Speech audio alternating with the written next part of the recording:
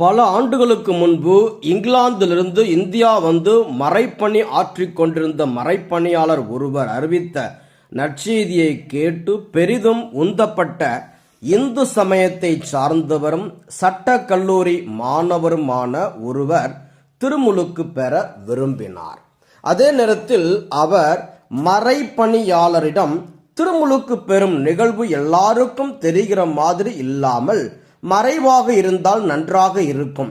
ஏனெனில் நான் திருமுழுக்கு பெறுவது என் தந்தைக்கு தெரிந்தால் அவர் என்னுடைய படிப்பு செலவிற்கு அனுப்பி கொண்டிருக்கும் பணத்தை அனுப்புவதை நிறுத்திவிடுவார் என்றார். திருமுழுக்கு என்பது எல்லாருக்கும் முன்பாக கிறிஸ்துவை ஏற்றுக்கொள்கின்றேன் என்பதை அறிக்கையிடும் ஒரு புனித நிகழ்வு.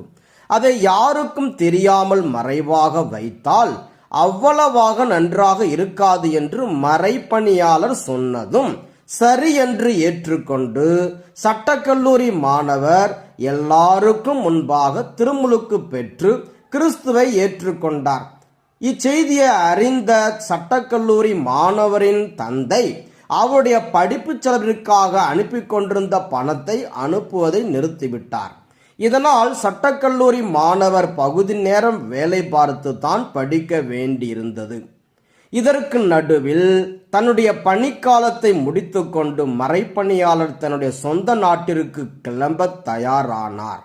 அவரை வழியனுப்ப சென்ற சட்டக்கல்லூரி மாணவர் திருமுழுக்கு பெற்ற பிறகு நடந்த அனைத்தையும் அவரிடம் ஒன்று விடாமல் சொன்னார். அதை கேட்டுவிட்டு மறைப்பணியாளர் அவரிடம் திருமுழுக்கு சடங்கை மறைவாக நடத்தியிருக்கலாமோ என்று தோன்றுகிறது என்றார்.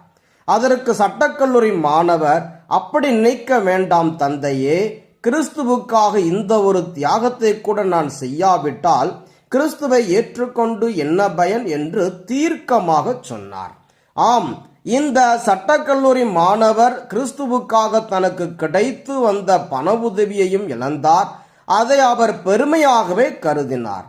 நற்செய்தியில் இயேசுவுக்காக அனைத்தையும் விட்டுவிட்ட லேவியை குறித்து வாசிக்கின்றோம். வரி தண்டும் வேலை என்பது பணம் கொடுத்து பெறுகின்ற ஒரு வேலை.